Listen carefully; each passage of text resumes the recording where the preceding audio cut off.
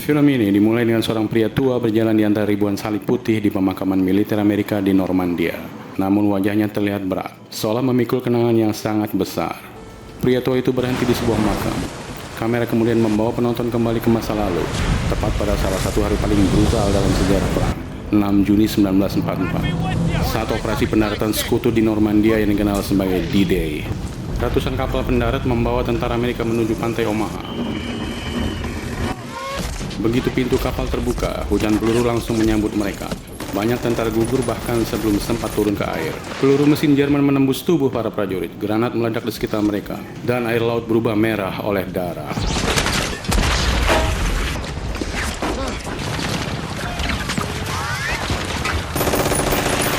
Di tengah kekacauan itu, seorang perwira bernama Kapten John H. Miller mencoba menjaga ketenangan dan memimpin anak buahnya. Miller memerintahkan pasukannya bergerak dari satu perlindungan ke perlindungan lain, melewati kawat berduri dan rintangan baja yang dipasang di pantai. Setelah pertempuran yang brutal, pasukan Amerika akhirnya berhasil menembus pertahanan Jerman dan menguasai pantai. Namun kemenangan itu dibayar dengan ribuan nyawa.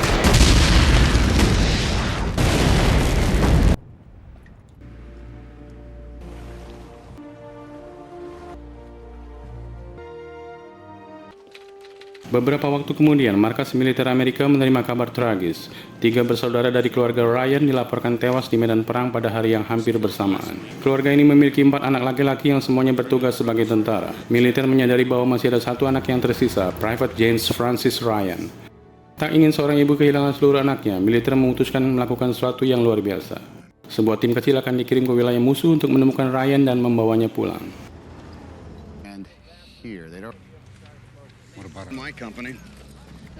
Kapten Miller dipilih untuk memimpin misi tersebut. Ia membentuk tim kecil yang terdiri dari beberapa prajurit. Sersan Horvath, tangan kanan Miller. Rayben, tentara yang keras kepala. Melis, prajurit Yahudi yang emosional. Jackson, penembak jitu yang religius. Caparzo, tentara yang ceria. Wade, petugas medis. Upham, penerjemah yang belum pernah merasakan pertempuran langsung. Banyak dari mereka mempertanyakan misi ini. Mereka harus mempertaruhkan nyawa di wilayah musuh hanya untuk menyelamatkan satu orang. Rayben bahkan berkata bahwa misi ini tidak masuk akal. Namun Miller tetap memimpin dengan tenang. Saat melewati sebuah kota kecil, tim Miller mencoba membantu seorang gadis kecil yang terjebak di tengah baku tembak. Caparzo berusaha melindunginya, namun seorang sniper Jerman menembaknya dari jauh. Caparzo gugur di tempat. Ini adalah korban pertama dalam misi mereka. Untuk menghentikan ancaman tersebut, Jackson si penembak jitu mengambil posisi dengan ketenangan luar biasa. Ia menembak sniper Jerman dari jarak ratusan meter.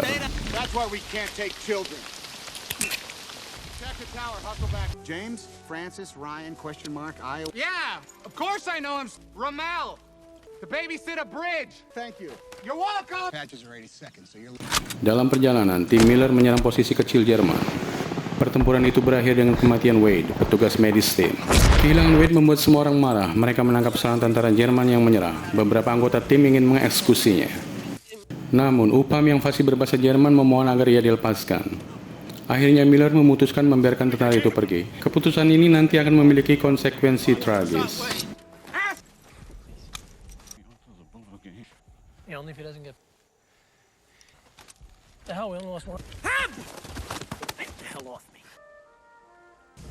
Half track, cover!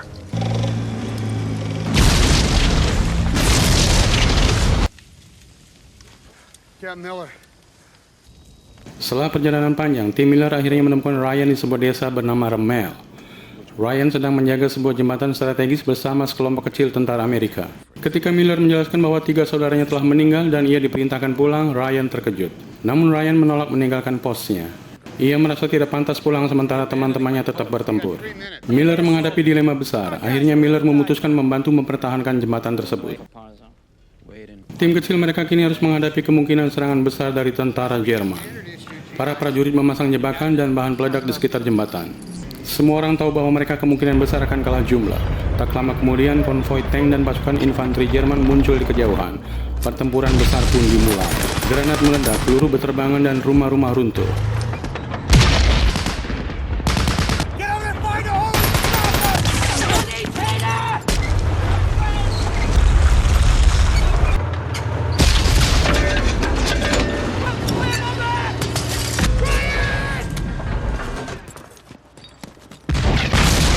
Jackson berhasil menembak banyak tentara dari menara, namun akhirnya sebuah tank menghancurkan menara gereja dan membunuhnya. Pertempuran menjadi semakin kacau. Melis terlibat pertarungan jarak dekat dengan seorang tentara Jerman di sebuah rumah. Adegan ini sangat brutal. Upam yang ketakutan tidak mampu membantu. Melis akhirnya terbunuh. Pertempuran terus berlangsung sampai sebagian besar tim Miller gugur. Miller sendiri tertembak saat mencoba menghancurkan tank.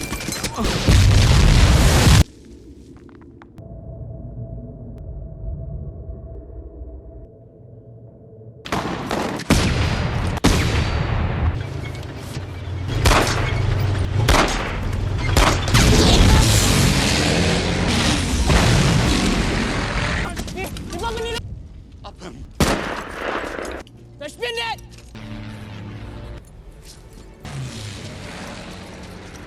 Dengan nafas terakhirnya, Miller berkata kepada Ryan, "Earn this," artinya jalani hidup yang pantas atas pengorbanan mereka.